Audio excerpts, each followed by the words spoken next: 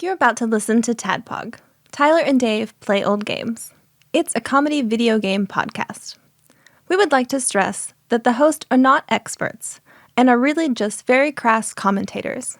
Seriously, this is an explicit podcast that happens to talk about video games sometimes. So please enjoy this pretty okay podcast with Tyler and Dave.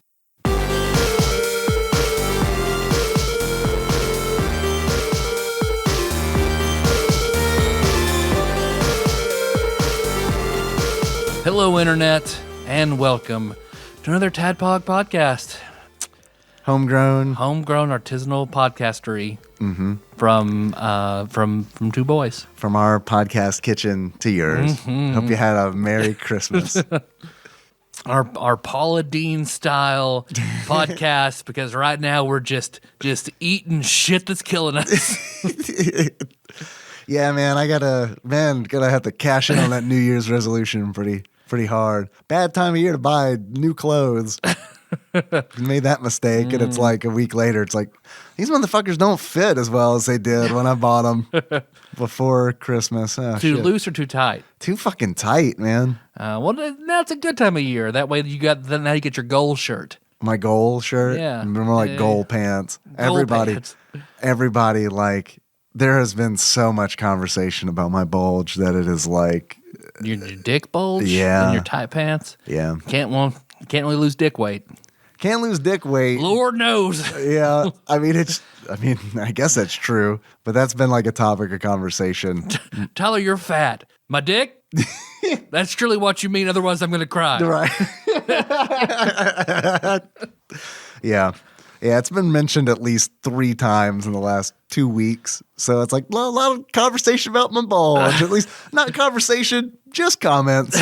And it's like right. At randos at work, or like Nikki's like going around the house like, hello. Well, Nikki loves it. Yeah. Because I asked her about it, and she was like, yeah, I like that. And it's like, well, I like that you like it, but I don't like it when people talk about it at work. Chris Black. Chris Black was involved. Yeah, okay. Yeah. Makes sense. click, all lined up.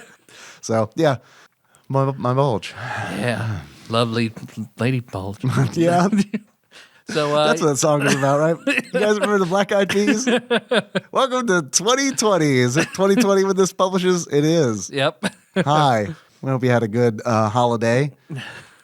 Enjoying your Black Eyed Peas. That's a thing you eat. About to have cabbage right? and Black Eyed Peas pretty soon for your dollars and change for the new year. Yeah. But yeah, game. 2 old guys play old games. Yeah, I don't just talk about my bulge. We also That's talk fine. about... We can do that. We do Bulgecast. You want to do it? We'll have to bring on Casey. Yeah, he talk about his mentioned bulge a lot. my bulge. Oh, did he? Yeah, when you saw that photograph Oh, of us yeah. in the Yeah, lost yeah. city of Atlantis. Yeah, that's actually where it started. And then, it turns out that was not an isolated event. That was the first time I asked Nikki about it. I was like, is this like a problem? And she's like, it is not a problem. And it's like, I feel like it's a problem. Is my dick too big? Is my dick too big? I mean, I know when it's excited, it's too big. It's not. But but when it's not excited, people see it. Well, this week, courtesy of the Randomizer, we are discussing Prince of Persia. You know, I already regret bringing up my bulge because all it's going to do is create more conversation about it. No, everybody stop it. Stop thinking about Dave's bulge right now. We're not talking about it. So We're done. If we could restart this, that would be really cool. If you want to. No, it's all right. Prince of Persia, not the Sands of Time. Persia for the SNES. Didn't know there was a version on the SNES. I also did not know this existed. But I'm your bearded host, Tyler. Hey, Tyler. And before we delve into it, we got this package right here Yeah? from another fat package boy. Before we get into this Fat Package Boys package, my name is Dave. I'm your bespectacled host. And I needed to get that out there because I never say that. It's for Bespectacled host? For like anybody who's listened. I never introduced myself. Anybody who started listening within the last year, they're like, man, if Dave's name wasn't in the title of the show. It's Tyler and that guy who actually knows stuff about games. It's Tyler, and then I don't know the guy's name, but I don't know. I have a question for you before we get into this fat package. That other guy? The other one who likes coconut? The other one? The other one? How did things turn out with the Tervis tumbler, the tumbler with your boy that your mom was gonna get Artsy AJ? How did that all go down? And listeners know from 2 to 3 episodes ago. There's it's an unsolved mystery. She did not want to do the proper spelling, so we just went with her name. Just put her name on it. All right. And Yep. how was it received? She knows the story. Artsy AJ knows the story, was highly amused, and is totally okay with her full name. All right. Well, that's one of those where it's she does not generally like what we call her, because we call her a shortened version of her name. But she likes her entire name. So her entire name is on call her it. Art. Art. RJ. RJ. All right. Well, I've been kind of living in suspense, waiting to see how everything went. Grim asked me last night during your stream, by the way, how'd that turn out? And I was like, I didn't. Well, I mean, look, there's a great story that came out of it. Yeah. And from her perspective, that's the better gift than getting the actual tumbler with your boy on it. Because that might get old eventually. That story is never going to get fucking old. Never. She'll tell that story to her children, All of her ya boy children. all Whose children are that? Ya boys! How do you know that one's yours? Because I tattooed your boy on it. Is it a boy or a girl? It's a boy with an eye. Is it a boy or a girl? Doesn't matter. Does Nope. it? No, your goddamn business what it is. It's a kid. All right, so inside this package was this note. All right. Happy holidays to a couple of spicy boys. BOIS. It's Spicy it's boy? a thing. Spicy boys. Don't worry, there's an achievement for that later. Enjoy the shirts and books. The hoodie is a bonus. Is it a Ryu hoodie? If it fits, keep it. If not, feel free to add it to a giveaway. All right. So I think my giveaway, because Nate Glines will be at prom, and so will Matt Cowan. So the stuff I'm supposed to mail out, I'll just give you in person. How about that? I don't like going to the post office so much. I'll just give it to you in person. So did Matt Cowan win the other Ryu? I was just hoodie? let him borrow Skyrim for the Switch. Okay, I felt a moment of relief there where it's we don't have the Sword of Damocles, aka Ryu hoodie hanging over our heads anymore. Maybe the other one we just everyone who comes to prom, we'll draw it out of a hat and give somebody at prom the other one. All right, I like that. That work? What size? They're huge, right? They're very big. How big? Extra largest maybe? All or right. extra largest. Enough that they were free. Okay, right, yeah. That big. Well, I mean, if they're huge. I mean, I wear an extra large and it was big on me. So feel free to give it away. Merry Christmas to the Moors and the Hollands. It's the Moons? The Moons. From Master Mold. When I was in high school, I lived down the street from the Moons. So we had the Moors and the Moons. Yeah. Yeah. We feuded. We didn't. All right. Here is... Oh, shit. I can already see something in the corner, and I love it. Is this a shirt? What is this? Sweatpants? Is this a Castlevania thing? It looks like Castlevania. It's a hooded Fuck Castlevania yeah. shirt. What size is that? Small. Oh, no. That's a small? That looks like a big one. I think this would fit you. Yeah, that might fit me. It ain't fitting me. Let's see. No, this won't fit. That's fine. We'll find a tiny human we'll give it to. I'll give it to you, boy. Small people in Tadpog Nation. Let us know who you are. We'll do a small raffle. Yeah. Oh, there's a poster that Nice, dude. That's all set up like Yoshi's house. looks like In the Super Mario first world in Super Mario World. Yeah. I'll put this on my Instagram along with Ross Rachel Green's. Nice. What's it say? The it says, Nation? The Nation Podcast Family Family Tree. tree. So all the fruits are the names of other podcasts. So listed Tadpog. Who? Yep. Never heard of him? Experience Grind, Hops and Heroes, Street Pizza, Digital Cartridge, Loaded Cart, Nerdy Thursday, Cape Podcasters, Mac Tac, Sad Panda, and Stale Popcorn. The only one on there that I've heard of is MacTac. I don't know who these Tadpog But there are guys two of them. Nice. Sweet. Pretty sweet. You know what I love the best about that poster? What? No one asked me to design it. That's the gift in itself. Okay, I love this. It's a book with a bat on it. Is that a Donny Jeffcoat bat? That's what I thought for a second, but at the bottom Earthbound? it says Earthbound by Ken Bauman. Boss Fight Books presents Earthbound, an RPG for the Super NES that flopped when it first arrived to the U.S. Earthbound grew in fan support and critical acclaim over the years, eventually becoming the all-time favorite game of thousands. There are dozens of us. Including author Ken Bauman. Featuring a heartfelt foreword from the game's North American localization director, Marcus Lindblom, Bauman's Earthbound is a joyful rendition of history, criticism, and memoir. Sweet. So that one's probably for me, Yep. if I were to guess. And then inside is this T-shirt. Gone fishing. What is Gone that? Fishing. Is that Albert Fish? I think that's Albert Fish. That is fucking amazing. That's funny. And we have to give it to John Turley. That's man, that's amazing. Oh, that is funny.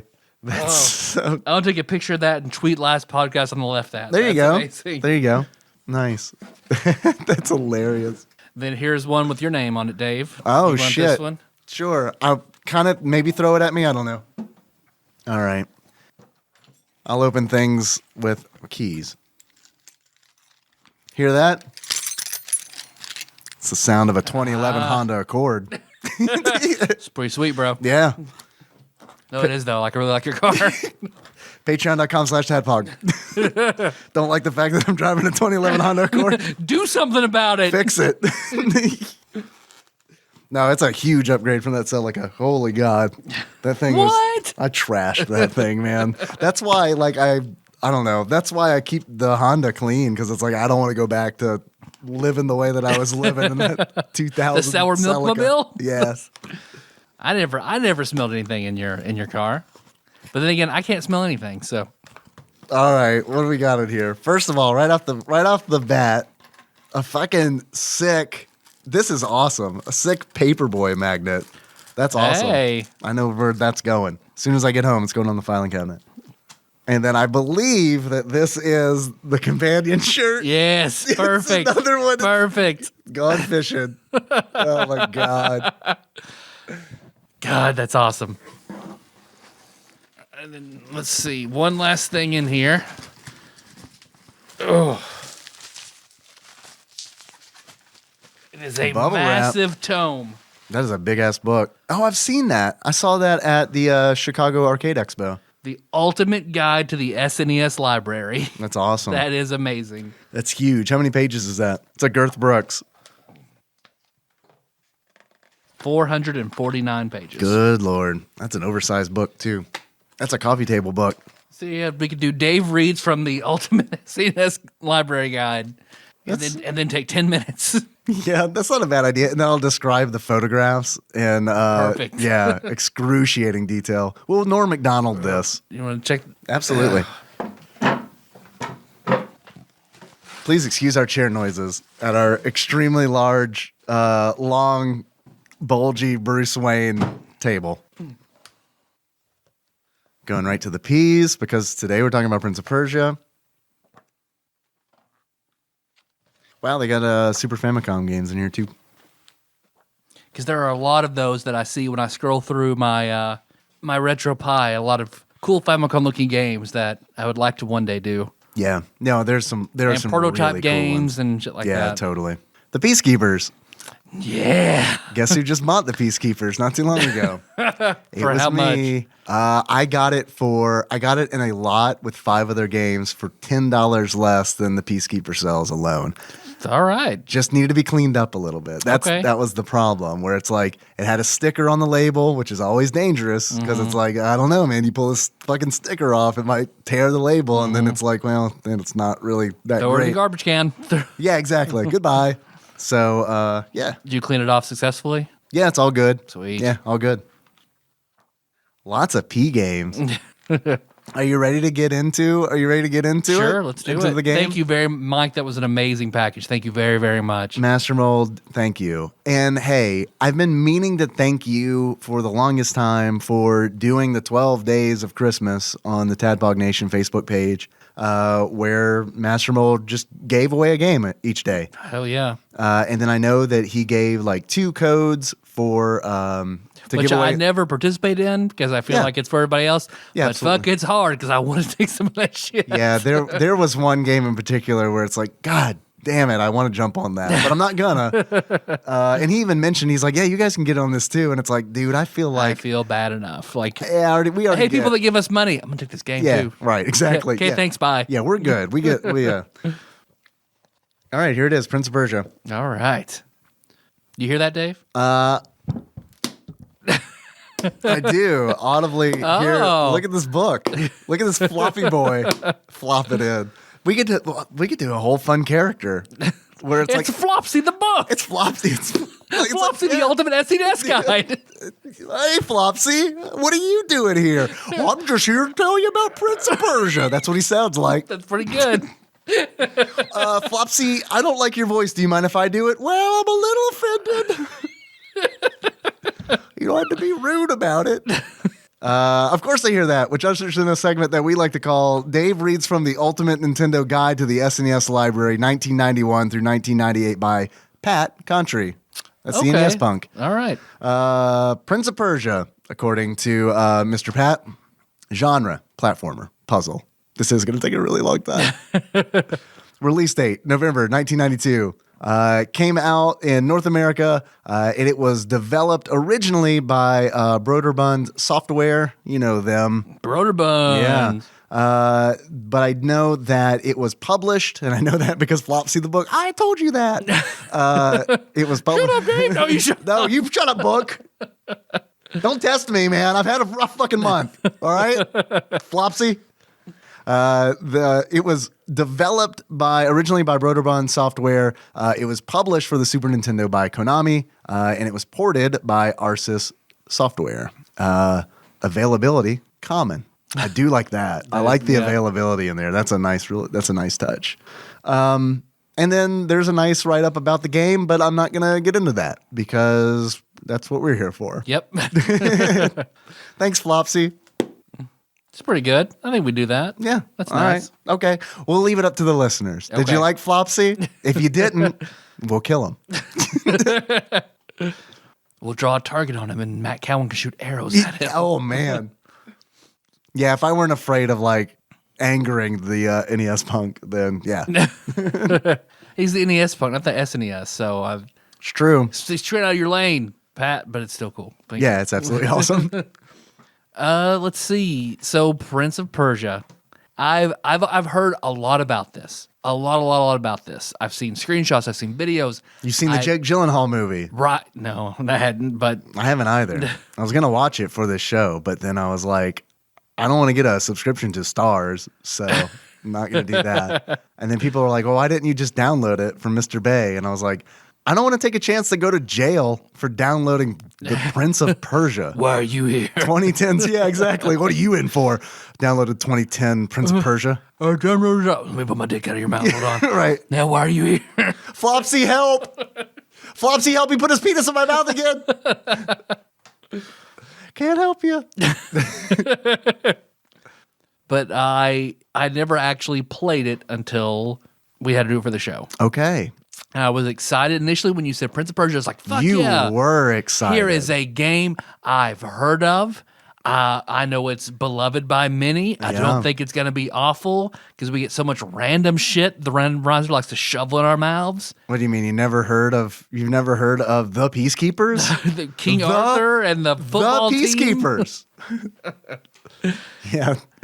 It turns The out Knights of Justice. the Knights of There Thank you. we go. It turns out I completely forgot that my least favorite genre of game in the whole world is Racing the cinematic games. platformer. Oh, right, okay.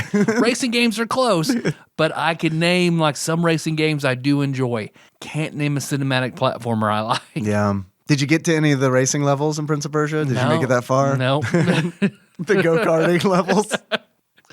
Prince of Persia kart racer. You just hit the gas and you die.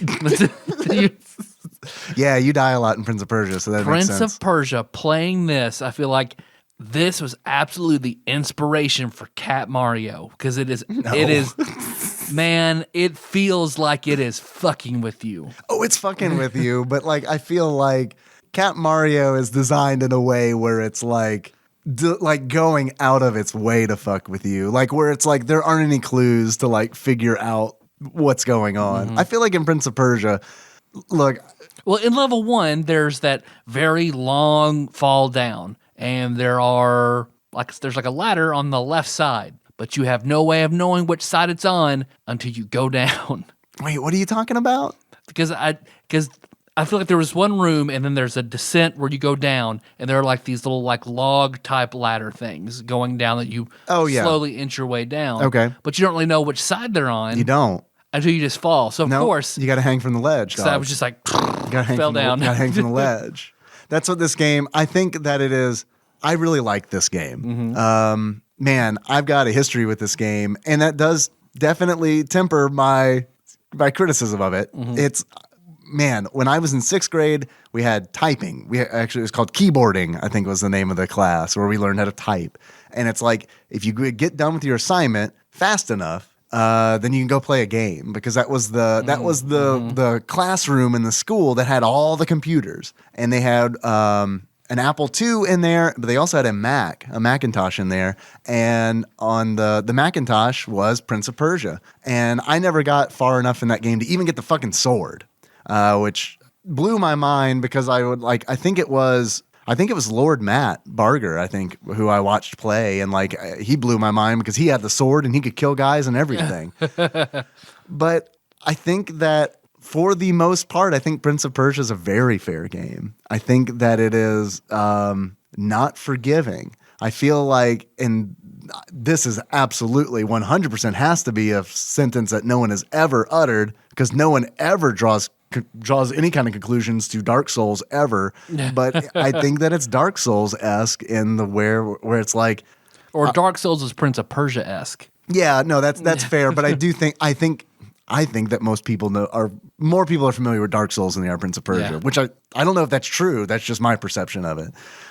So that's why I put it that way. But it's like Prince of Persia, every time I die in Prince of Persia, almost every time I die in Prince of Persia, it's like, oh, okay, I should have hung from that ledge instead of just dropping down. Because if I would have like just held on to A, I would have, like in the instance that you were talking about. It's not very easy to hang on that ledge or jump over that cliff.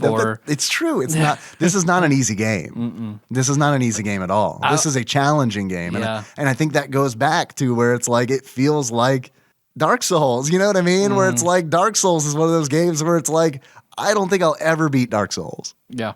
Just don't think I will, because I don't want to look anything up. But at the same time, it's like, if I don't look shit up, I'm never going to make it through this game. I think Prince of Persia is a little different. I think I could make it through it, but it is like you die so many times in Prince of Persia just figuring the level out. Yeah. And that's the part that really reminded me of Dark Souls, where it's like, because that's how I played it, where it's like, I don't know, man, I guess I just go down this tower and see what's there. Oh, I died. Am I supposed to go that way? And then I go down again, get past that night or whatever the fuck, and be like, oh, I'm in this new area. And that's kind of the feeling that I got playing Prince of Persia.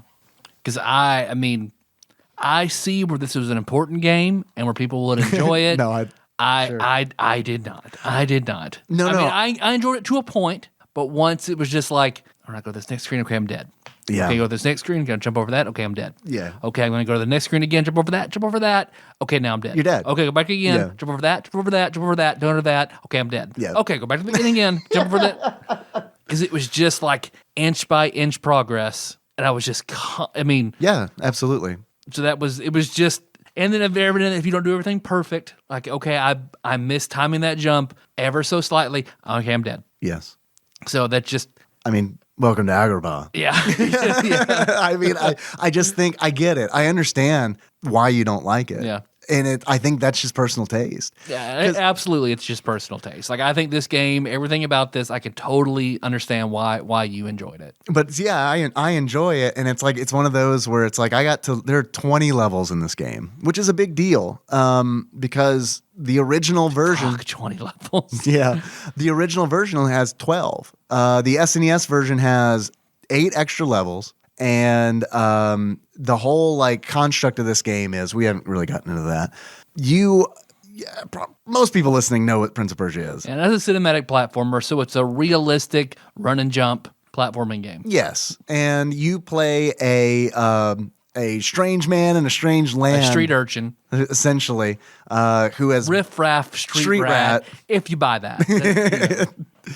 Did you also rewatch Aladdin for this episode? Because I did. Brother, I've seen Aladdin so many times I don't have to rewatch it. I got done watching Aladdin, and The Return of Jafar was recommended. And I turned to Nikki and I was like, I've never seen this, and I don't think that I want to. It, narratively, I enjoy it the most. Really? Okay. Narratively. Because, like... I know Robin Williams isn't in there. But, like... Homer is. Art, characters... No Robin Williams, like in all of that regard, it is the poorest because it basically looks like because Aladdin did have a daytime cartoon. Right. It is the daytime cartoon as a movie. But it is a little darker because you're fucking with like Jafar's evil, back. Like evil, super powerful Jafar. Gotcha. So I like that part of it, but I mean I could see it's certainly an acquired taste of a Aladdin film. I watched the original one, the first Aladdin. So fucking good. So good. That's my favorite Disney movie. Is it? Yeah. It's up there for me too. But I will say that like I don't think I'd seen Aladdin since I was a kid, and watching it through an adult's eyes, my big takeaway was that was fucking short. That's a short movie. It's like an hour or something. Yep. It's not. But I mean it just feels like super short. And it's like I remember being a kid and being like, oh wow, that's like a 5-hour Is it epic tomorrow? cartoon, right? Yeah. Is this Lawrence of Arabia? I'm hearing so much about it. So long. God, I've never seen Lawrence of Arabia. Have you? No, neither have I. Neither have I. No. Neither have I. I started reading 1001 Nights, which I'd never read, and that is a long book. And I started reading because I was like, I don't know, man. This is like based on those stories, like Aladdin and the Lamp and all that. Let me read some of this. And I started reading it, and it's like the first story in the book, the moral of it is, hey man, is your wife asking you a bunch of questions? Take her in the closet and beat her. Oh. Oh. And I was like, yeah, this is definitely written in the Middle Ages.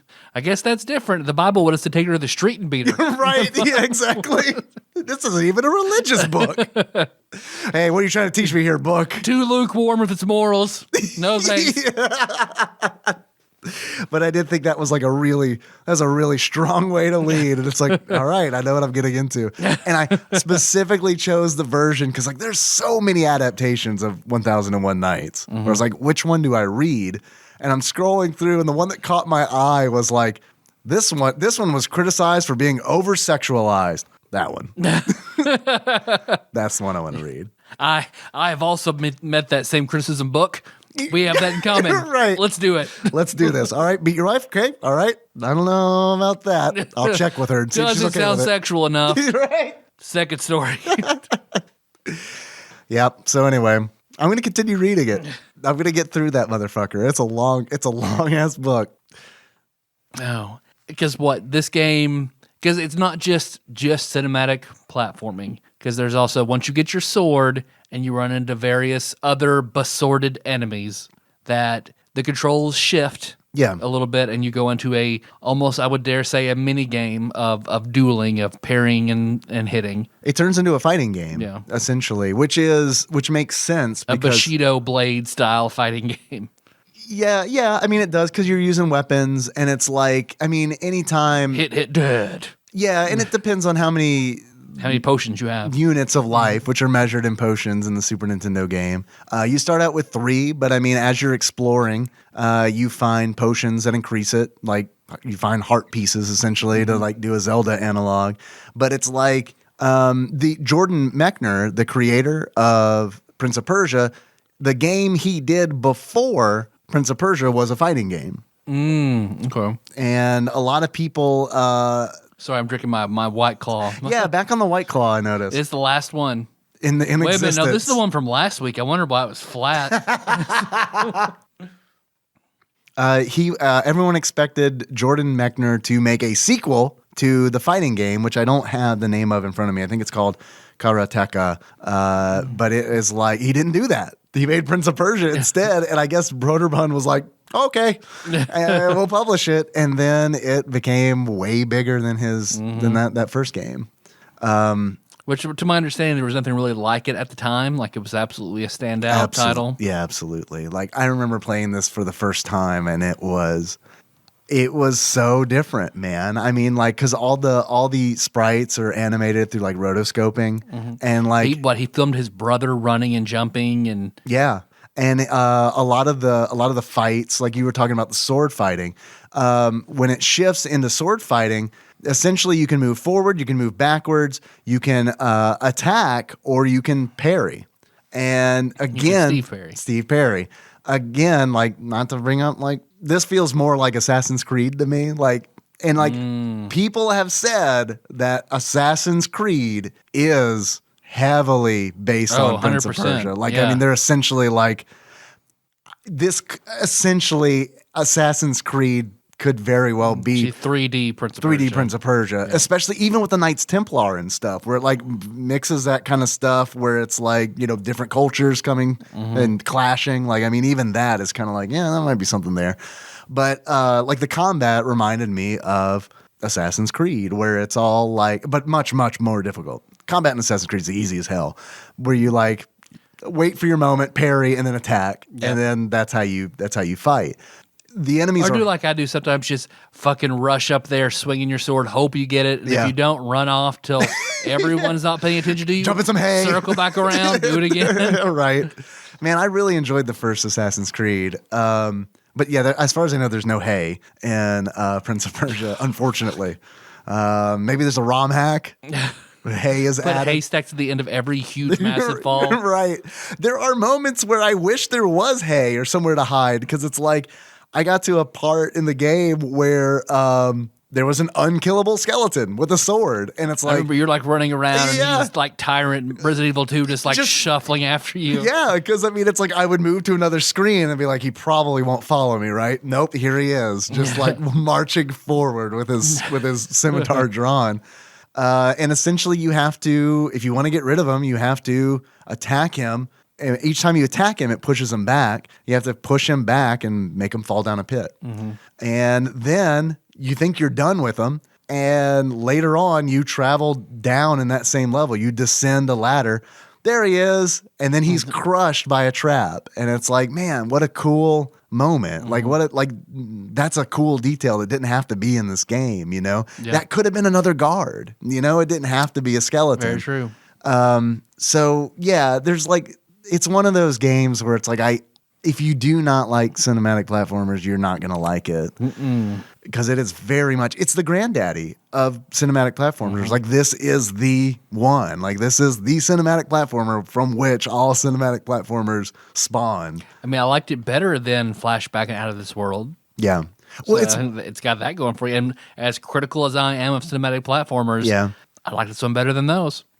I like this one better than those two. But I think a lot of it is like definitely tied to nostalgia, but also I don't know, it's one of those where it's, for whatever reason, it's fun for me to figure it out in Prince of Persia, and I think it's because of the setting, and I think it's because of when you're not fighting guards and skeletons, you are essentially, there's a lot of platforming in this game, like it puts Out of This World and Flashback platforming. Yeah, I feel like those two games. Where's the pressure plate? Where's the unpressure plate? Where's the collapsing floor? Where's Yes, because you're constantly looking for, like, you'll find a gate. Like, a good example is at the end of every level, because you are in a dungeon. Jafar put you in a dungeon because you're street rat riffraff, and the only thing, the Sultan is out fighting a war. Jafar, the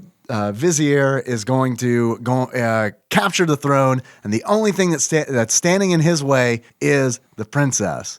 And you and the princess are friends. You're hanging out, having a garden picnic, and Jafar, trying to get your dick wet. Right, exactly. You're working the bulge. You're trying to get the dick wet, and the guards show up. They grab you. They bring you to the dungeon, and the princess. They never call her Jasmine, but come on, Jasmine. But it is fair to say Aladdin came out after this game did in 1989.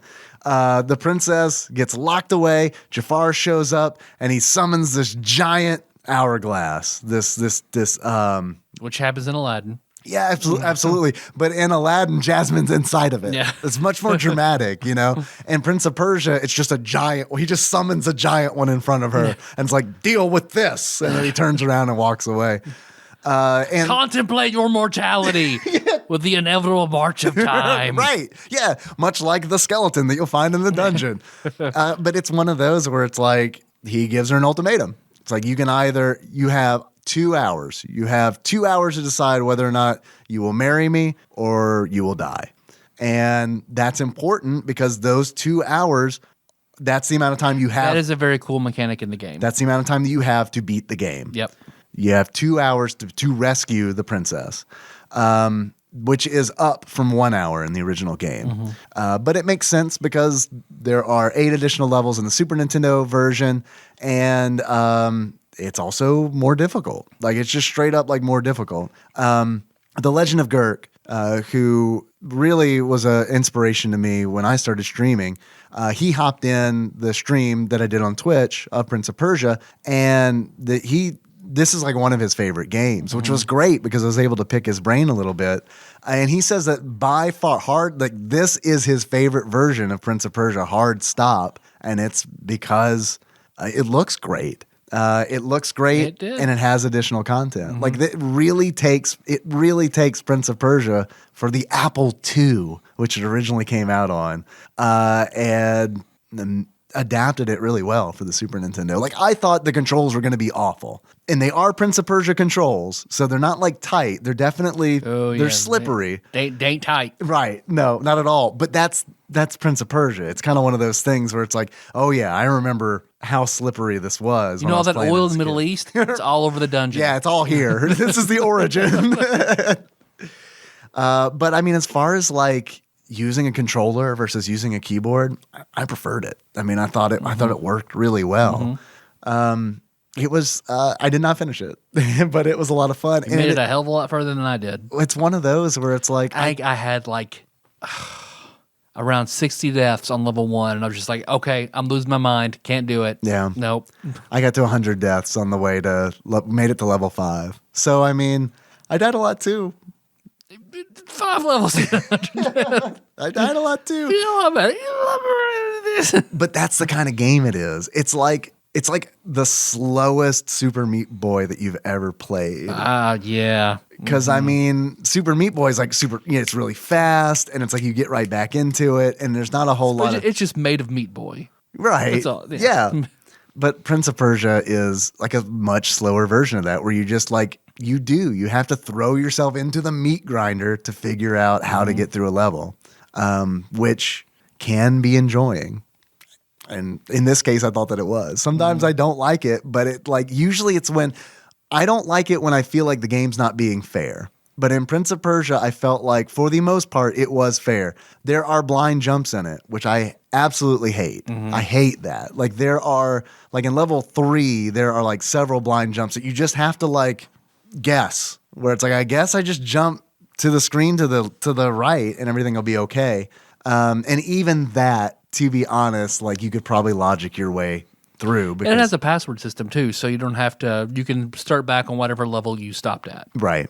So you don't have to replay the whole like, was this here? Was this here? What do I want to do about this one? You can progress through the game and beat it. And I love that. And another thing that I love about the Super Nintendo version that is different, and I think better than the original or any other version, is when you run out of time, the Super Nintendo version allows you to continue playing. The other versions, you just get a game over screen, essentially. The Super Nintendo version allows you to play through the rest of the game. You just get a bad ending, which is important because playing through each of the levels, you teach yourself how to get through the levels. So it would be horrible to like the game ends and you have to start all over from the beginning to get to the point where you were. Yep. The Super Nintendo this version allows you to keep on. It's like, it's cool, man. You're going to get a shitty ending, but you're going to learn the game. But that's life. Keep going. Keep going. And then you start all over again and you're like, oh, I know how to get through this. And then you start trying to get under that 2 hours. This game is made for speedrunning. Like, I mean, this game is made for speedrunning. Any game that has this time this real time construct that it's built around is the made fucking for skill and speedrunning. precision to speedrun this so well. What Drex was telling me that the world record run for Prince of Persia predates YouTube.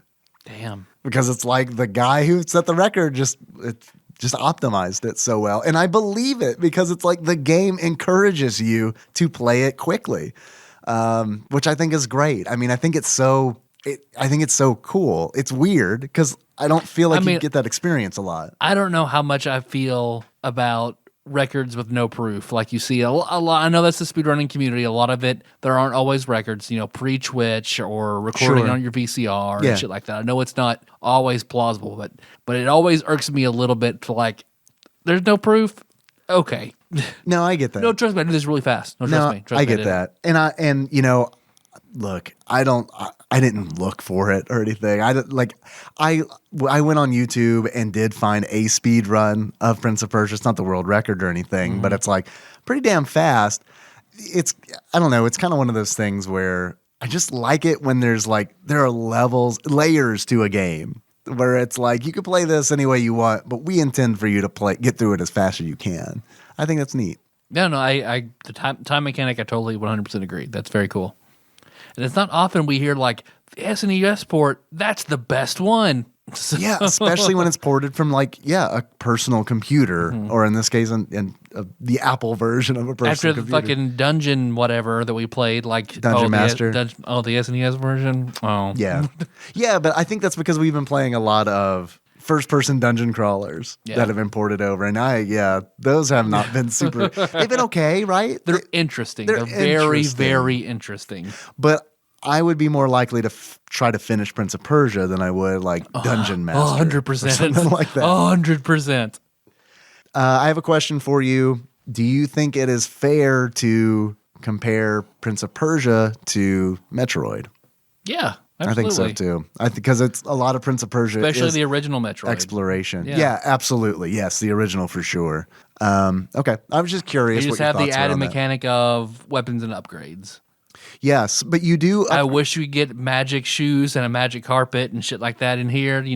Well, you do find other potions. You find because you find big potions that give you heart pieces, which give you more health. You also find potions that they're poison potions that kill you, right? So they're kind of trapped. Yes, there are poison potions that will take 1 unit of life away from you. Oh fuck! Someone in here skilling their trying to GM poisoning. Yeah, fuck. Yeah. Who is leaving all these potions in the dungeon? Flopsy? Is it you? I don't know who's leaving all the potions in the dungeon. It makes sense that the guards would have them, I think, but then again, they can't reward you for exploring, I guess, because that is the reward for exploring in this game is potions. Mm-hmm. There's also a potion that gives you feather fall, essentially. Okay. It's a limited duration. There's another one that fucking goes Symphony of the Night, where it just turns the dungeon upside down. Oh, yeah. Okay. So that exists too. Well, a feather fall potion, do you then feather fall? Just you fall slowly onto spikes that suddenly pop out? I don't know. I never found it. I just through my research found that these potions exist somewhere. They exist in the game. But I think there's what's cool is you bring up the spikes, and it's yeah, man, spikes will straight up kill you a lot in this game. But if you hold down the A button, that's the button that allows you to hang from ledges. It's the button that allows you to tiptoe up to a ledge. You can also bypass spikes by if you just go slowly through them, the prince will just go right through the spikes. It's cool. There are a lot of things where it's you can. If it's one of those where it's you got to read the manual or you have to read a game fact or something to figure out how to play the game. Yeah. There's a training mode, which I think is really cool. Oh, okay. That exists. Yeah, there's I skip right over that and just went new game. Yeah, that's a tough one because the training mode does really help because the levels, there's 5 levels, mini levels. The Prince of Persia Danger Room. Yeah, it essentially is. Yeah, it is. It's the Prince of Persia Danger Room. And each level is designed to teach you a different mechanic of the game. So I think that is very cool that it's included. The developer didn't have to add that because that's as far as I know, that's an added thing. Mm-hmm. So I think that's really neat that they want to teach you how to play the game. Are there because I didn't get any of them. Are there boss fights? I didn't get any of them either, but yes, there are. Okay, because I saw like brief glimpses when I was trying to do some research the last minute after I played, and it looked like there was like some female that you can fight that can jump around and shit, like a sword duel in like a room. But I didn't watch too much because I wanted to be surprised while playing the game, you know. But I do know that I saw a little bit of the Jafar fight at the end. He is a boss. He is a sorcerer supreme. So I've seen a lot of stuff. I want to see that crossover where Jafar is sorcerer supreme. Yeah, that would be pretty good. I would totally. That can happen. Yeah, that can. Disney owns it. You're right. That can happen. Make it happen, Disney. Because I got to be honest with you, that Black Widow movie does not look good to me. I haven't seen anything about it. The trailer is not. I don't know. Not feeling it. And I think it's because it's got David Arbor in it from Stranger Things, and the last thing I saw him in was the bad Hellboy movie, and it's just kind of like, oh man. And they're like immediately, it's just like they're just fat jokes in the trailer. Okay, all right, yep. And it's like, not that look. I enjoy a fat joke with like I love the clumps. He's right? probably going to go to a concert and try to crowd surf, and he's going to jump out, and all the crowd's going to part. It definitely gave off like Blart vibes. So where it's like, oh, that's the problem I have with it. It's not that it's a joke about someone being fat. It's just that that's an easy fucking that's the easiest fucking joke that you can make. Get the low-hanging fruit. That low-hanging fruit's too high. Sorry. How about this rotten on the ground? Yeah, okay, that's fine. Go with that. Fruit, have you seen me? I am fat. See? That worked a little bit for that fat joke. Salad. I will say that I had a salad at Firehouse Subs today for the first time. How was that? Pretty good. Okay. Yeah, it was pretty Good good. deal. I give it a 2 thumbs up. If I were to give that salad a beard, it would be a beard of light Italian dressing. No hot sauce on top of it, mix in with the dressing a little bit? No, I don't roll like that. Okay. Nikki makes she makes a spicy salad dressing that I really like. Okay. I have no idea Awesome. what's in it, but I do like it a lot. I don't have anything else to say about it. I think the deaths are brutal. Oh, yeah, you're right. Like it's way more brutal than like Mortal Kombat even. It's just they don't have blood, but you're definitely impaled on spikes. You are and how like your body goes limp, like Faces of Death style. I mean, it's just like holy fuck. Oh God, Faces of Death.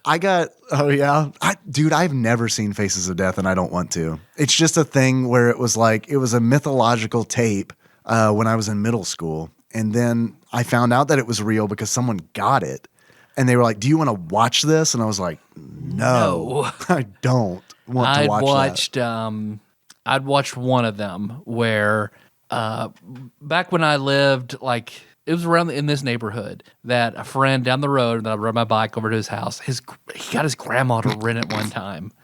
And like, what was his story? I don't know. Like, hey, grandma, come on. Faces of Death. Faces of Death. Steven Spielberg. It's about people going to hell, for being bad. Man, so that's a good way to sell it.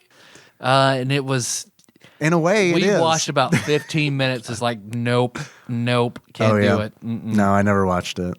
Not a big gore guy. I like gore in movies. You know what I mean? Not real gore. Yeah. Fake Yeah. gore. When I know it's fake, it's like, yeah, this is great because it's fun. But when it's not fake, it's like, this is not fun. This just reminds me that I'm going to die. And I could die like that. Yeah, exactly. These people probably didn't know when they got up that morning, this is how they were going to die. Who knows? I haven't watched it, so maybe they did. Man. Maybe they're like, wake up, Jeff. It's death day.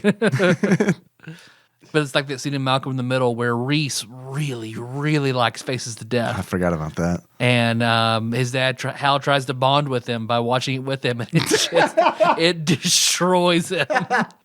Kind of like how binge watching Breaking Bad destroyed me. It all comes back. Thanks, Bryan Cranston. I could not hang with it, dude. Nikki and I binged the first season in like 2 days. And Breaking Bad? Yeah. And I remember by the end of it, I remember this conversation. I told her, I was like, I don't think I want to watch this show anymore. It's heavy. It's fucking heavy. And it's like, I liked it. It was like, I wouldn't say, I was about to say it was enjoyable. I liked it. It wasn't enjoyable. I liked it. And it was just like, I don't know, man. That's how I feel about Oz. Oh yeah, I've never seen Oz. Don't want to. Prison scares the shit out of me. Oh man. Oh, and that would give you sanity damage, turn it into a phobia. Yeah, I don't doubt it. And despite the fact everyone in it is fucking brilliant. Yeah, I've heard it's great. Is so well done. Yeah, I've heard it's amazing. Man. Yeah. There are still moments of it I'm just like, oh my God. Yeah, I can't watch Oz. The only way that I can watch Oz is in like 30 years where it's like maybe laughable, you know, where it's like, oh, this feels quaint. This now we've abolished the prison system, right, so yeah. This prison drama seems really quaint. So I don't know. But yeah, anyway. The deaths are horrific in Prince of Persia. And like one of my favorite ones is there are these like heavy weights. Like I imagine they're like a ton that are on chains. And it's the thing that kills that skeleton that I was talking about. Like I got caught under that thing once and it was just like, it turned me into the fucking face of Bo. Like, I mean, it was just like, and not in like a cute cartoony way, you know, it was very much like, that is gory as shit, but none of it's red. That's how they get away with it. It's all like skin colored, which made it even like more disturbing. Because it just turned me into like, I don't know, like fucking cornflakes on the floor. This is the world where like humans are just full of air. So it's just like you're a deflated flesh balloon. Yeah, exactly. That's fine. It's all right. It's all good. But yeah, it's crazy how like it is like it's morbid and I like that. And it's like it's morbid in a way where it's not like it's weird. It's weird because it's like I can accept it, and I accept it in Mortal Kombat, but I accept it for comedy because I mean that shit got funny really fast in Mortal Kombat, like just way like even in Mortal Kombat 2, it's just like, oh, this is zany. But in Prince of Persia, it's just like, damn, like it's impactful when you die. It's just like, holy shit. And it's like when you drop from like a high distance and it doesn't kill you. I mean, it fucking snaps your legs for a second. Yeah, where you just crouch down. Right? Oh, fuck. You give it the Peter Griffin. Man. Oh. Let me fill up my body with air again. Ooh. Almost popped. This game is like synonymous because of when I played it for the first time. It is like, this is forever linked in my mind with Mystery Science Theater 3000 and Red Dwarf. Like, I mean, it really just brings me back to that time in my life where it was just like, yeah, man, these are the things that I like. I like playing Prince of Persia on the Mac and typing class. And I also like watching Mystery Science Theater 3000 and Red Dwarf. I've never seen Red Dwarf, but I've heard so much good shit about it. Okay, Red Dwarf. A lot of it's really good, but there are seasons that are not good. But you still have to watch them. Okay, all right. I guess you don't have to, but you could like get Cliff Note versions, like what happened. Because it's like Naruto filler and Shippuden, where there's just enough story woven into the filler. It's like, if you want to catch up some of the moments, you got to watch it, but for the most part, it's bad. Yeah, I mean, pretty much. Yeah, there are some seasons, and like they keep trying to bring it back. And it's kind of one of those where it's like, just let it go, man. Just let it go. It was great. Just let it go, though. And then like I think like one of the main actors got like incarcerated or something like that, potentially in a Persian dungeon. I don't know. I'm trying to think what's going to happen. I enjoyed this game. This game surprised me a lot because I really thought that it was going to be a bad port. And one of the things that I loved about it was not just a good port, it improved on the original game. Like that was so exciting. And it was just nice to play this game. And it wasn't Power Rangers Zeo. It wasn't somebody smashing shit together for a cash grab. Like somebody like, I like Prince of Persia and I want this done right for the Super Nintendo. Yeah, and that was nice. So, but I agree with you. If you do not like cinematic platformers, it is absolutely not the game for you. Nope. It's fun to watch. I very thoroughly enjoyed watching you play it, but it was not fun for me to play. Yeah. Why did you like watching me play it? Because I died a shitload. You did, but you're much better at it. You did it in a humorous way, and I did it in an angry way. So. Well, I will say something for streaming is that it is much easier to be positive when you're streaming because it's like when I die, like if I were alone, I'd probably be annoyed. But like because I'm streaming, it's like, well, I mean, that's kind of entertaining. You could be like Paul Kluhl playing Blood Bowl or whatever, like just lose your shit in the middle. I mean, that's entertaining too. I watched that video. That's entertaining too. So I don't know. Different approaches, I guess. Link in the show notes. Poor Paul. I felt bad for him, man, because Blood Bowl is such a oh man. It is such an unfair feeling game because so much of it is like RNG that you just try to manage around it. Yep. You know what I mean? Yep. And it's like, that's a tough kind of game. So anyway, yeah. Blood Bowl 2. I mean, that's D&D though. It is, but D&D gives you a bunch of safety nets that Blood Bowl does not. Like, so I don't know. It's kind of one of those. Like stopping play. Right. Blood Bowl is like, I think I talked about my Blood Bowl game that I played against Laura, correspondent Laura. God, it is such a Laura Ammons game. Well, I mean, it's like she was losing because she just had bad luck. And what I did was capitalize on it. And she's like, yes, this is what you do. This is how you play. And I'm like killing her players. And she's like, you're doing it right. You're doing it right. It's like, it doesn't feel good. You're doing a good job, David. Doesn't feel good at all. Spill my blood upon the ground. Right. Yeah. It's like, no, I don't want the curvy dagger. Become wrath. Oh, man. Now I just want to watch 7. What's in the box? Oh, man. But yeah, this game is certainly like, it is an important piece of gaming history. I think this game belongs on IGN's Top 100. I really, really do. Okay. I think it belongs in the lower ranks. Like, I don't think it should break 85, but I do. If I were making a list, if I were adjusting IGN's Top 100 Super Nintendo games, I would definitely bump something off for Prince of Persia. Okay. Without a doubt. I would hear that argument in a court of law. Yeah. Like, all right, I think that holds ground. Let's hear it, counsel. I'll allow it. I'm assuming that you probably would not put it on IGN's list. I might. Yeah. Like, that's why I think like that is a fair thing to say. Oh, I see. Okay, that's what you were saying. Yeah. I got you. I thought you just I don't believed feel like me. I can't. I believe you feel like that. I believe you. Yes, exactly. I believe you feel that way, David.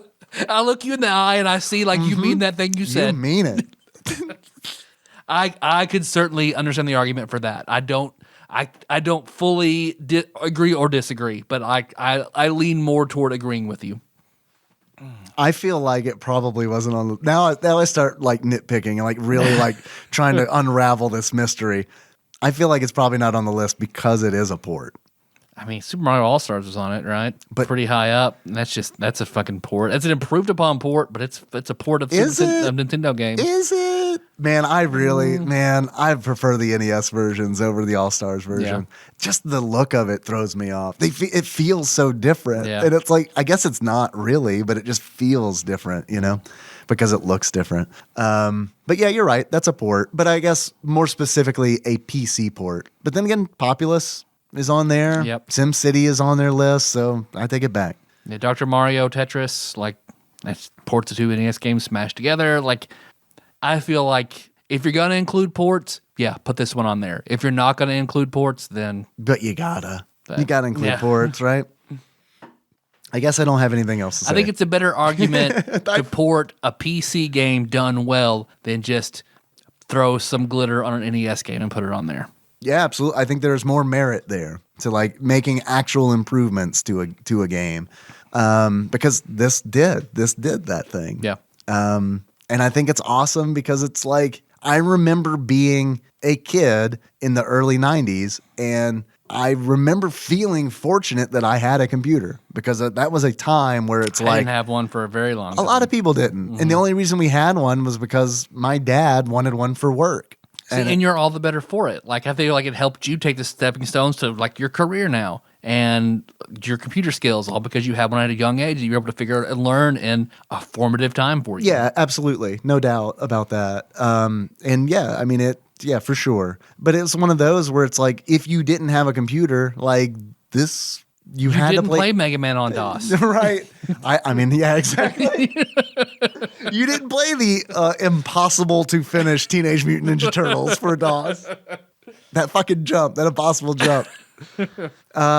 Yeah, I don't know, man. It's one of those. And like Prince of Persia was ported for a whole bunch of systems too. I mean, like there was a Game Boy version, an NES version, and it's like none of those ports do what this SNES port did, which was like add more levels and like really like take Make it it better. up. Yeah, exactly. And I think I love that. I love that. And only a year into the SNES's lifespan. Yeah, that's a good point. So like it's a pretty appropriate time to have something like this. Yeah, no, it's not too far. Had it like in 1998. Hey, Prince of Persia, like fuck you. Right. Yeah, they didn't go the Dungeon Master route or the Wizardry 5 route, you know, where it's like, this seems like really super old. What are you just bored? You're right. Did you lose a bet? Yeah. Oh, sorry, Jeff. You didn't drink as much as I did. No. You have to eat the cum cracker, and if you don't, you got to port Wizardry 5. Then that's your out. Can I port Oregon Trail? No. Fuck no. No, for 20 more years. I guess you're gonna have to eat the cracker. I don't know. I feel like this is one of these games that I enjoyed so much playing that I'm going to be driving home from recording and it's going to be like, shit, I didn't talk about this thing. High recommend for me. And I recommend you try it. Yeah. I tried it. I'm glad I tried it. Not for me, but I'm glad I played it. I think it's better. Like, even if you don't like Out of This World, even if you don't like Flashback, and you haven't played Prince of Persia, I still urge you to try it because it's like, I'm not too keen on those other two games either, but it's like Prince of Persia like clicked with me. And have you seen Prince of Persia 2? I know from my Retro Pie, it is a thing, but I don't know anything about it. That does not appeal to me at all because it's like, it takes place out of the dungeon. Like the dungeon aspect of it is super important to me because it's like, it all just kind of makes sense that like the pressure plates make sense. And it's like, I know Jordan Mechner took like inspiration from like Indiana Jones and the Temple of Doom, Raiders of the Lost Ark. And it's like there's a sword fight where like the soldiers that you Someone fight. just shoots you. Right, yeah.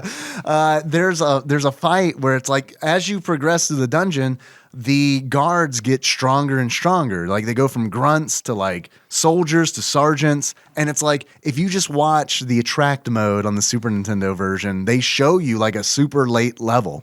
And there is a sword fight where you are fighting like the captain of the guard. And it is just like parry attack, parry attack, parry attack, parry attack. Like, I mean, it just goes on and on and on. Neither of you can hit. And it's like, on one hand, it's like, that is so awesome to watch. But on the other hand, it's like, there's no way I could beat this guy. Die. Start over. Oh. So I don't know. And I know that Jordan Mechner like pulled that from like The Adventures of Robin Hood, I think it was. Like the old movie where it's like, and he says that it was like in an interview, he was like, yeah, look, I know like rotoscoping was like seen as this like huge technological advance in video games, but I did it because I can't draw. Hey, all right. So it was kind of one of those. So I think like even like, I don't know, that definitely feeds into why I like this game too, is like, you know, how it was developed and how it was created. Yeah, absolutely. And the reason like it was, it's not just, it's innovating. It's a guy who made the game who's like, I can't draw super well, so I'm going to have my brother dress up like Luke Skywalker and do acrobatics. And then I'm just going to like take pixels and put them over him doing acrobatics. So I don't know. That's really cool to me. Like even from like a creative standpoint, that's really neat. Anyway. No, that's I totally agree with you. Do you have any achievements? I have a few achievements. Some of these came in from Twitch chat. One of them did not. I'll let you decide which is which. Right. It's going to be super easy. First achievement I've got is called Meep Meep, and it comes from Dig Duggy. That's why it's going to be super easy, because mine's not going to say from somebody. In order to unlock Meep Meep, you need to fall to your death by dropping more than 2 screens like Wile E. Coyote chasing the Roadrunner, which is absolutely doable. Yeah, I think the death that made me laugh the most, I think, was falling 3 stories and then landing into a pit of spikes. Because I think, didn't you be like, somebody get that, somebody clip that. Someone has to clip that. And then next achievement I got comes from Cubicle Monkey, and that is Arabian Ninja Warrior. Man, I miss Ninja Warrior. It exists still, right? There's an American version, still on all the time. Like on cable there's TV. There's an American Ninja training program here in Paducah. What? Mm-hmm. No, there's not. Let's do it. Let's do it. Hey, look, man. Reach $700 on Patreon. We'll go on Paducah Ninja Warrior. Wait, how much? 700. You're gonna set it that low? Yeah. We'll get there, and then we'll have to do the Ninja Warrior thing. Let me make sure that it's really a thing first. I'm not just hallucinating. She told me that last night. Last night, of all things? Yeah, last night. Weird time. It was meant to be. Maybe. It was meant to be. In order to unlock Arabian Ninja Warrior, you need to finish level 1 with no falling deaths. If you can't do one full pull-up, do you think you could be a Ninja Warrior? Is that on the questionnaire you fill out when you get there? Can you do a single pull-up? Hey, Flopsy, can I do a pull-up? I don't know, doesn't look like it. You got a pretty fat bottom. Noodle arms. Shut up. You make the world go round. It's a Queen reference. Next achievement I got comes from Nathan Eaton, and that is Spiky Boys. And in order to unlock Spiky Boys, die in the spikes 10 times. Last achievement, this comes from, who knows who it is, Princess of Lebanon. And in order to unlock Princess of Lebanon, you need to just play this game with Mia Khalifa. That's all. That's it. I've got one. What you got? Perry and the Hendersons. Nice, thank you. Parry 30 sword attacks. All right, perfect. You can do that on the Captain Guard. Or you can't do it. I can't. You can watch the computer do it. Got any more achievements? Nope. All right, I love it. Tyler? Yes, Dave. I have some questions for you. Yeah. I enjoyed this time with you. Thank you. Very much. This time with you. First, I feel like I need to express that. We're going to go to Sadie Hawkins wearing our Albert Fish shirts. Let's just crash a high school Sadie Hawkins wearing matching Albert Fish t-shirts. Who's the guy in your t-shirts? Everybody have a seat. Who here's a Fish fan? We're going to enchant 30% of you, ruin 30% of your night, and then like the other part of you're just kind of going to be bored. But here, okay. Typical high school dance you just described, actually. And some of you is going to be, one of you will be so disgusted you're going to call the cops. So our car is running. Our car's outside and running. Ready to go. I have some questions for you. Mm-hmm. The first of which is, I want to know how much this game is. How much do you think Prince of Persia is loose? Well, since Flopsy told us it was common. Oh, damn you, Flopsy. You're fucking my shit up. I'm going back to Wikipedia. I'm going to say $8.50. $8.50. Mm-hmm. Tyler, actual retail value of Prince of Persia loose for the Super Nintendo on pricecharting.com at the time of this recording is $13.36. Okay. And I think that's just a testament to how fucking good it is. I don't know if that's true or not. That's just how I feel about it. Buy it? Yeah, of course. Yeah, absolutely. I've already looked for good deals. Here's the problem. I haven't found a great deal on it yet, but I'm going to keep my eyes open. So under $10? Under $10 for sure. Okay. Absolutely. Yeah. Shipping. Got to watch out for shipping. Yeah. Mm-hmm. Tyler. Yes, Dave. If you were to give this game a beard that sums up how you feel about it, what kind of beard would it be? I would give this the beard of Jafar from Aladdin 2. I haven't seen that one. Damn it. The Return of Jafar? Because it's not... Jafar Strikes Back? The Wrath of Jafar. Yeah. Jafar and the Giant Peach? That it's not for everybody, but it's got elements one way or the other you can probably all enjoy. Okay. Favorite character. Who's your favorite character from Aladdin? That probably differs per movie. On the first one, I will probably say Carpet. Carpet. Mm-hmm. All right. Nice. So are you a big... Genie's too easy. Yeah. Genie's the most entertaining character. My favorite that touches my heart is Carpet. Okay. Now, is this just based on the original movie, or is this like the expanded universe? This is based on just the original movie. Okay. Carpet saves a lot of lives. Yes. Carpet saves a lot of lives. Doesn't have a penis, though. That's probably how he manages to save all those You're lives. probably right. Yeah. Doesn't have a vagina We'd either, all probably do better in our lives if we didn't have that penis. You're probably right. That's like a Seinfeld episode, I think. Where George stops having sex and he's like a Rhodes Scholar. Right, or some exactly. Shit. Yeah, he's Carpet, essentially. Yeah. Let's recast Aladdin with characters from Seinfeld. All right. Elaine is Jasmine because she is the girl. And there's only one girl in Aladdin. Yep. Except for some of the prostitutes in Agrabah. And they're all the women Jerry sleeps with over the course of the season. There we go. So you got Terry Hatcher. That's her name, Monica. right? Monica? Mm-hmm. Oh, yeah. I forgot. Courtney Cox. Yeah. And we got to pick another one. Who else did she date? This is horrible. So many.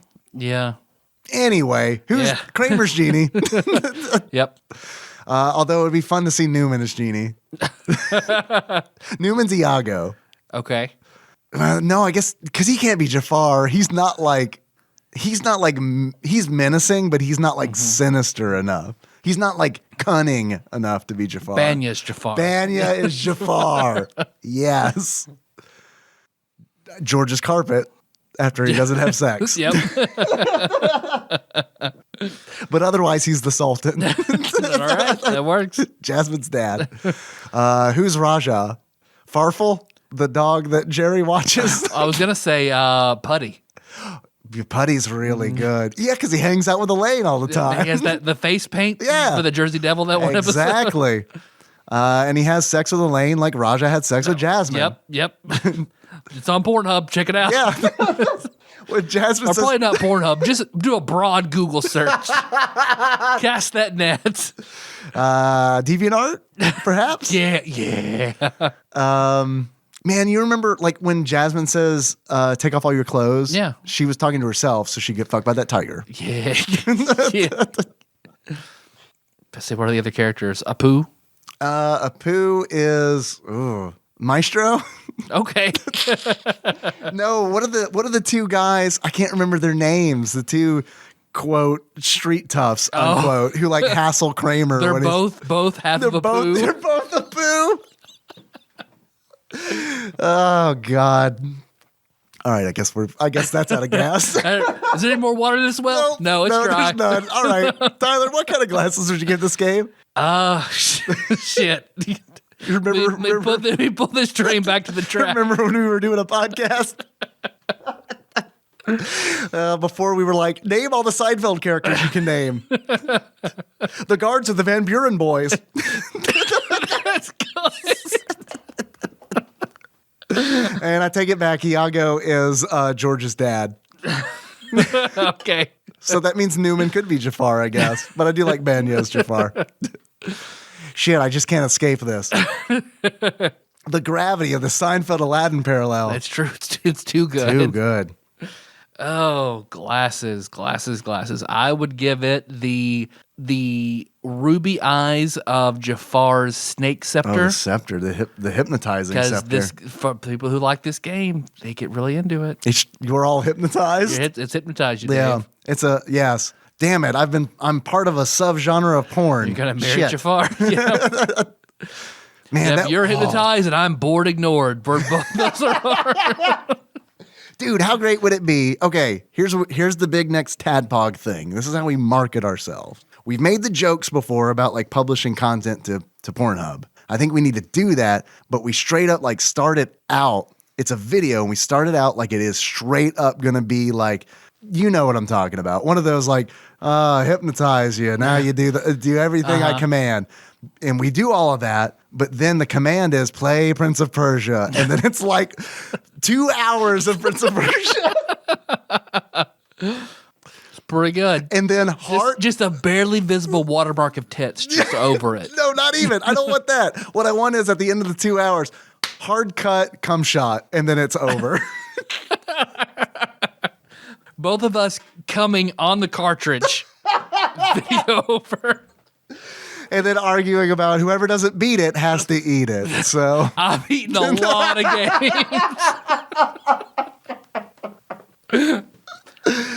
I don't have enough calories in the day, Dave. Man, I like how this one's turned out. Tyler. Yes, Dave. I have another question for you. Actually, it's probably multiple questions. Oh, sweet. We have a quiz which came in from our very own Ross Rachel Green of Power Rangers Zeo Battle Racers episode, which came out on Christmas, which, boy, we should have just gone ahead and taken that week off. If you have not listened to that episode yet, please do. Which I knew coming out on Christmas, not getting the commute. Yeah, it's just very, very tough. Happen. I get it. This quiz is entitled Happy Holidays. You might think I would be tempted by a Christmas-themed quiz, but that would be disrespectful to our friends that do not celebrate Christmas. Mm-hmm. So I take back Merry Christmas I said earlier. Happy Holidays. Happy Holidays. From us to you, Dairy Queen. I feel like, weirdly, I think Happy Holidays. When I think of Happy Holidays, I think of Dairy Queen. For whatever reason. I was like, where's the reference in that? There is none. Sir, little Microsoft Office. Where's the reference in that? Magnifying glass. Searching. All directory, 0 results. Where's the reference in that? Mental illness. Holiday cheer. Dairy Queen. The big lips with the thing. Dennis the Menace on cups. Remember when Dairy Queen was like, "Hey, I like the Rolling Stones logo. We're just gonna take that and make it say our corporate shit." Ross continues. Also, there are very few Orange Julius, also in partnership with Dairy Queen. I'd like to say that Call Cthulhu shout out. If you do not get that reference, go to patreon.com/TADPOG and listen to the Piggy Palace Call of Cthulhu episodes. Ross continues. Also, there are very few Christmas games. You guys didn't play many, and I don't want to. So we are going with games that begin with H. Days Before Christmas. Games that begin with H. Ooh. There's only 11 you have played. Good luck. Shit. Are you ready, Tyler? Are you prepared? Yeah, let's do it. Question 1. This game sees you murdering people and allows you to wear different masks. What? This game sees you murdering people and allows you to wear different masks. Hotline Miami. Nice. I was like, it's Hotline Majora's Miami. Mask. Hotline Miami. Very good job. What episode number do you think it was? 52. 75. Hotline Miami. Good fucking game. Yeah, a great game. Next question. This dating simulator is set on a farm. That is Harvest Moon. Harvest Moon. I was like, Honey Pop? Harvest Moon. Man, I want Honey Pop on a farm. It's like all like a hee-haw style. So, Meemaw, what cup size you rocking? I'm gonna rock this cup upside your head. Oh, Meemaw. Did you watch a lot of hee-haw? I've seen more hee-haw than I should have. I remember, my grandmother watched. I had some of it on DVD. Oh, no. I sold it to McKay's. Oh, they took it. No. Your problem now. Man. All right. You remember Laugh-In? Yeah, man. Hee-haw was kind of like Laugh-In, right? It was like a different spin on it. Les Richard Nixon was hee-haw for hippies. You're not wrong. You're not wrong. All right. So this dating simulator is set on a farm, Harvest Moon. What episode number do you think that was? I'm just letting you do 89. these. 76. Shit. Harvest Moon. Double H. You mentioned Honey Pop, and Ross says we've only done 11 games that start with H, so Honey Pop's definitely going to be on there. Next question. This dating simulator is set in a school for animals. Hateful Boyfriend. All right. Locking it in. What episode number do you think that was? That's a big jump. 216. 183. Hateful Boyfriend. We got the game, so that's all that really matters. Yep. Next question. This cross-franchise MOBA features popular characters from one developer's library. That is Heroes of the Storm. Oh, okay, because I had no clue. Forgot we did an episode on that. Yeah, man. Oh, I fell down that hot hole. That's what I got you for Christmas bad. 1 year. Real bad. That Blizzard joint. What episode number do you think it was? I don't even remember we did it, so I don't. let's say 238. All right. 238, Heroes of the Storm. Locking it in. It was 255, Heroes of the Storm. Next question. This game is based on a film, which is a reimagining of a classic fairy tale. Ho, ho, ho. I'm hungry. This game is based on a film, which is a reimagining. Hook. You were the right one to get that because that was a Tyler request. That just like popped in my head. Random. Nice. All right. What episode number do you think it was? 276. 276. Hook, locking it in. It was 267. Hook. Right numbers, wrong sequence. Transposition error. Very well done. All right, next question. It is common knowledge that this was a Blockbuster rental only game. Hagane, totally. Though there appears to be a little, if any, evidence to support this. So what episode number do you think was Hagane? 311. Hey. Down. Amber is the color of my energy. All right, 311. Hagane, logging it in. It is 269. Hagane, the final conflict. Next question. Oh, yeah. If you're going to ask if I'm going to buy Hagane, the answer is that'll be a very long time from now. When I win American Ninja Warrior. Hagane, Earthbound. Yeah. Yeah, those are loose only. Like, that's the only way that any of those are in the realm of possible. You pay $2,000 to get that giant Earthbound complete collection. God, I want that. I wish I'd kept all my shit. I can't believe because that box is awesome. The box is the size of the instructions. Of the manual. Man, fuck. Well, you could collect them all, like the pieces of Dracula, put them together, and then kill the collection. That's true. That's true. Next question. This game combines classic dating sim stories with a match 3 system of gameplay.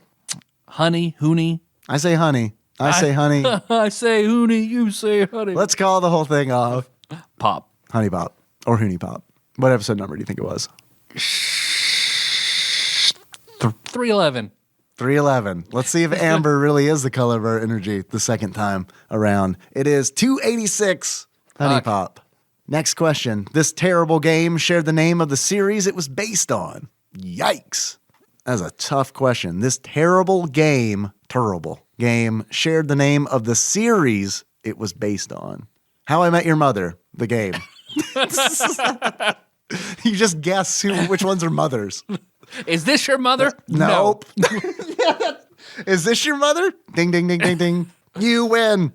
Oh, man, I have no fucking clue. Terrible game. That's the biggest clue that we have, I think. Terrible game based on a series. A series of what? Books? TV shows? Yeah. Movies? Games? Is it a game based on a series of games? Hill Street Blues. Oh, man, you said Hill. I thought you were going somewhere. Hill. Remember that Hill Street Blues game that we played? Yeah. That was good. House, Clock Tower, Horror, Harm, Higginbottom Hollow. I'm not even trying. I'm just watching you try. It feels good. Hobby Lobby. Hobby Lobby. The game! Based on our long-running series, Hobby Lobbies. Hi. I'm Frank Lobby. You might know me from my chain of stores, Hobby Lobby. Do you want an abortion? Too bad. Nope. That's what that whole thing was about, right? Who knows? I don't know. But it's my hobby. Oh, then that would be aisle 6. Coat hangers, aisle 6. Don't tell anybody. All right. Starts with H. Terrible game based on the name of the series it was based on. Okay, so it's an H, so it's got to be followed up by a vowel. Yo, man, we are going deep on this logic. Hellboy. High school high of I don't know. I have no clue. I give. All right. You want to guess an episode number? Maybe we'll get that right. 311. 311. Locking it in. 311. It is. Oh my fucking God! Damn it! Home Improvement. Power Tool Pursuit. Fuck. Fuckity fuck. Yep. Fuck. Yep. Episode number 288. Total bust. I'm mad that I didn't remember that because I think that is like one of the worst Super Nintendo your worst games. game, I think. All right, damn it. All right. Next question. This game sees you possessing various household objects to scare people in their homes. Haunting, starring Poltergeist. Yep. Nice. Because I liked that game a lot. It was like spooky Sims. Yeah. And the best thing to do in The Sims is to murder the Sims. So it's like great. Have you seen that episode of Wings? Where they watch the faces of death? Where Lloyd keeps guessing that dancer and something for like every answer in Trivial Pursuit. And Coulter? And Coulter. And then it keeps pissing Roy off until finally Roy kicks Lloyd off the team and says, fine, give it to me. And they read that question, and that's the answer. Haunting? The Poltergeist? The dancer. So I really I think this is 311. That's fine. Look, man, you've seen way more Wings than I have, so I'm going to rely on your judgment. 311, Haunting, starring the Poltergeist. 321, Haunting, starring Poltergeist. Next question. Last question. This real-time strategy game features air fighters and mech suits. Herzog Zwei. Nice. Phew, that was a tough one. Wow. Man. That was a tough one. Wow, that was impressive. That was like Kazaa, remembering like a Kazaa porn clip hard. Like that's how tough that was. Man, good job. Wow. That's the name of it, right? Herzog Zwei. That was a Genesis game, yes? Yep. Yeah. Like an early one we did in that list. Yeah, it was a tough one. Yep.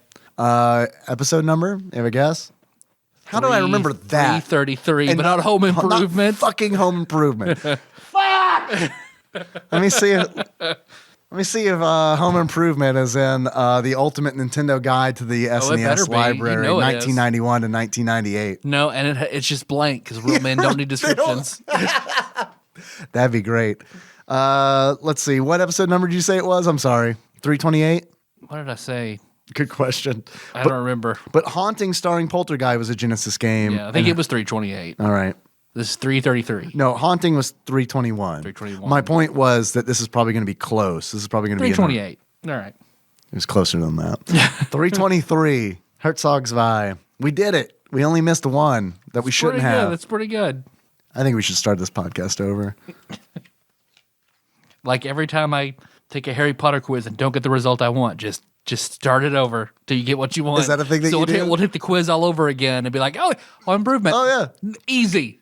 Ross. The magic of editing. Wouldn't it be really fun to do that one time and get all like the episode numbers right and the title of the games right? Horribly spliced in.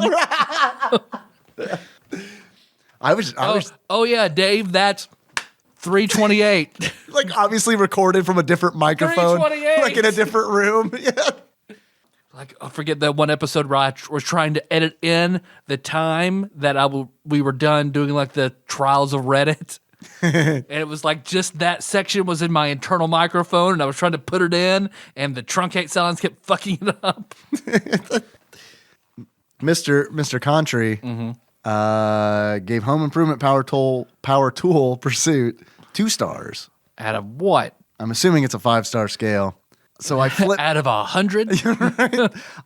I flipped through to see if there are any 1 stars because like surely 2 is like the worst. Mm-hmm. Here's a 1-star game. Okay, that we're gonna have to play eventually. Okay, we haven't played it yet. Then the Flintstones. Okay. So apparently there are worse games than Home Improvement Power Tool Pursuit. We'll see. There, like, I really want to dig into this. I want to see like what he gave. What do you like? What about Bebe's Kids? What about Cool World? Cool World. Will you indulge me for just a minute? Fu. Yeah, absolutely. A new segment that we like to call Dave flips through Flopsy for Dave molests Flopsy for information. Come on, Flopsy. Give it up, Flopsy. Give it, Flopsy. I've read part of 1001 Nights. If you don't give it to me, I'm going to beat you. We're going to the closet, Flopsy. Bebe's Kids. 1 star. All right. Let me look up Cool World and then I'll feel satisfied. Cool Spot, 3 stars. Cool World, 1 star, and then a tiny star. So 1.5 star? Okay. Man, I think Bebe's Kids was better than Cool World, but like not by a large margin. I do too. All right. But Home Improvement's worse than both of those. I'm with you. Oh, man. Thank you, Ross. That was good. Thank you, Ross. That was pretty imaginative. Ross, if you could listen to your episode, Power Ranger Zeo, like 1,000 times. That'd be helpful. That would be really cool. Also, happy holidays. Yep. From our Dairy Queen to yours. Oh, man. All right. I think that's it. Is that it? All right. Flopsy? Got it? Nope. Flopsy's done. Oh, I guess one more thing. Let me go over here, pull out my key off my neck. Oh, I thought this was the last episode we were recording. No, almost. Wouldn't that be fun? Wouldn't that be fun if we like the last 3 minutes? Wouldn't that be fun if I were done with this forever? It'd be super fun if like in the last 3 minutes we're like, oh yeah, this is the last episode. Bye. That's what we have to do. Yeah. But please keep your Patreon donation. We're not going to be producing any more content, but please keep paying us. Oh man! So I'll go over here, unlock this display case. Oh yeah, pull out fancy. This Louisville Slugger. It's very sturdy. It's very good. As you can see on this one side. Yeah, that's great. Signed by Donny Jeffcoat. I see that. Donald Jeffcoat. Donald Jeffcoat. Donny Jeffcoat. The fourth. Yeah, Esquire. Place it on the ground here, put my forehead on it. Yes. Point my nose hole and run a direction. Yes. Say the prayer we all love to say. All right. Preach. No whammies, no whammies, no whammies. Stop. 506. Don't even guess. It's Smart Ball. Already done it. All right. 151. We haven't done this one. Okay. This one's we're gonna do this. International Superstar Stalkers 2. Right, Return of Jafar in International Superstar Soccer 2. It is snakes. That'd actually be fun. I want an Aladdin themed soccer game. I would play the shit out of that. They're kicking apples around. 151, Dragon's Lair. I'm excited. Are you? I'm excited for that. You were excited about Prince of Persia. I know, but this one everyone knows is bad. I don't know. We might meet next week. And I'm like, dude, Dragon's Lair. I love Dragon's Lair. I played the arcade version. I got to say, the Super Nintendo version, far superior. Superior. They really worked on this. Like, I know this is going to be fun because it is fucking bullshit garbage. So here, I kind of want to save it for the next episode. So I will. Okay. I was going to tell a story about Dragon's Lair, but that's probably more appropriate on the Dragon's Lair episode. I don't want to get here next week and be like, shut my load last week. Sorry. People stopped talking about my bulge. All right. Well, thanks for listening, everybody. Next week, we're going to be talking about Dragon's Lair. Dragon's Lair. Dragon's Lair. Hey, we also talked about Call of Cthulhu again on Monday. Episode 7 dropped. I'm proud of it. I've gotten good response. I'm very happy. Everyone seems to be very happy with it. So please check out the episode we put in the mainstream if you liked it. There are 7 other episodes on Patreon waiting for you. Or if you're waiting to drop all of it at once so you can binge it, it could be a while. So we'll see. Or next week could be the last one. I don't know. We'll see. We might all die. Yep. Either in the game or in real life. That would also end the game. Either way, yeah. This too shall pass. So yeah, man, that would suck if somebody died and I'm like, now I feel weird doing this game. I feel weird doing this game without Dave. Man. And it's like, I'm fine. Okay, so if you die, we're done. But like Casey dies, it's like Quincy's just really quiet. No, really, it's fine. I got Flopsy. Guys, keep playing. It's fine. I'm gonna have to record a small soundboard for everybody so we can finish the game.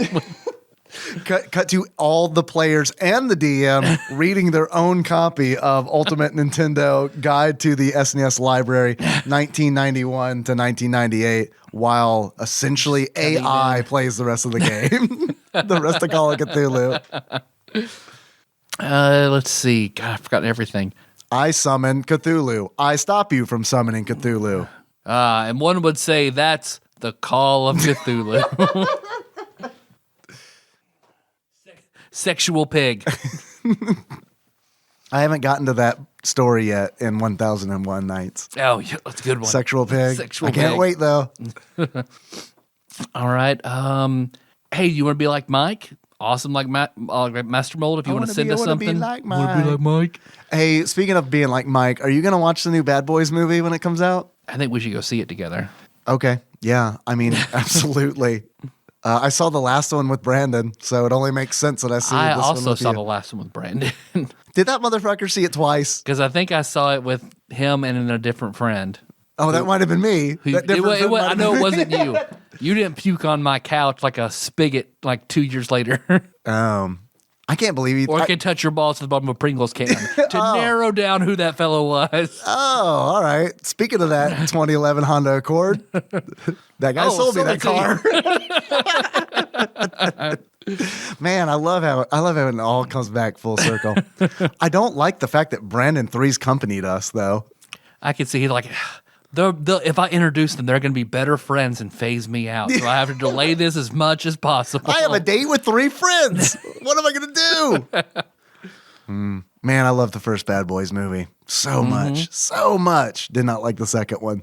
Why? Man, it was just so like, it was bigger. Too much Leone. No, never enough Leone. The second movie just was it was a bigger production. And I didn't like that. Bad Boys 1 is like Raw. Yeah, it is. It's raw. Michael Lowry. It was Martin Lawrence sized. Big Yes. Boys 2 was Yeah. Will Smith sized. Yeah, the Millennium. Yeah, of course.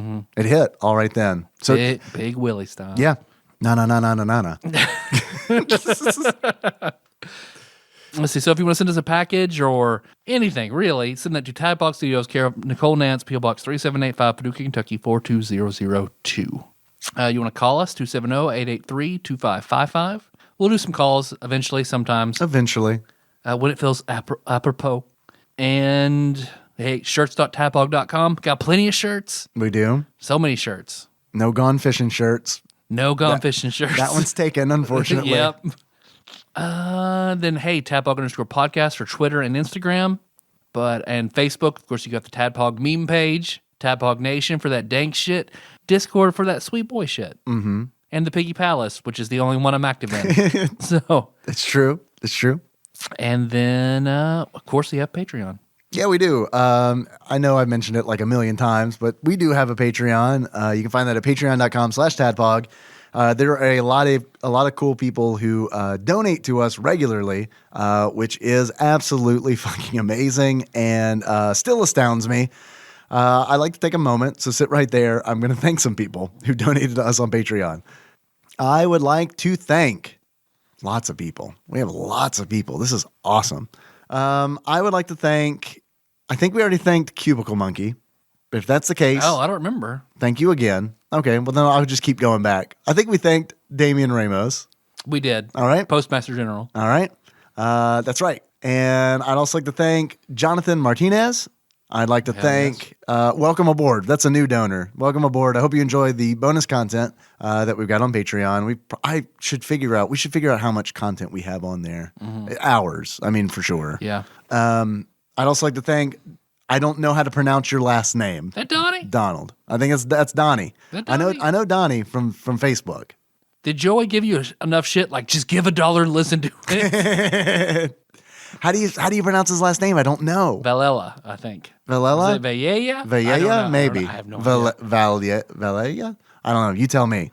Donnie V. Donnie V, the man to be. Thank you for your new donation. I hope you enjoy the bonus content. And Usurper. Goddamn, Grim. Continues to shower us with his The best number I have seen in a donation. It's pretty great. It's an amazing number. I think that it is a fine joke, and I appreciate it very much.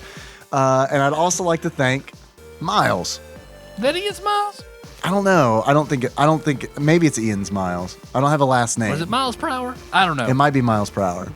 But anyway, Hell yeah. either way, Thank you for the new donation. We appreciate it, and hope you enjoy the bonus content.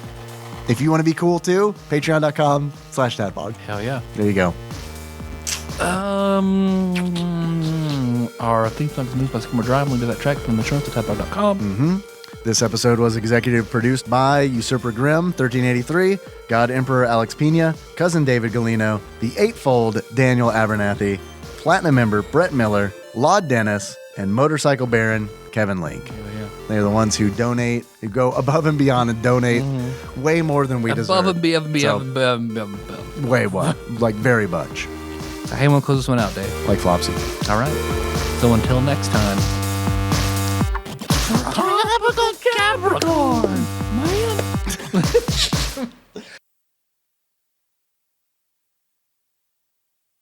Man, it's just, let's close it out as Caveman-y. Or saving that for prehistoric man or Flintstones. Or Chuck Rock. Or all oh, shit, we have so many caveman games. A lot of caveman games. Is Bonk on here too? Bonk is on here. We've played Joe and Mac 2. I don't think we played Joe and Mac 1. Have we? Oh shit! I think Joe and Mac 2 was on IGN's list. I don't think. I feel like we've done Joe and Mac though. There are probably at least 4 Flintstones games, right? Like if the Addams Family has like 3 or 4 games, the Flintstones has more than that. Has to be.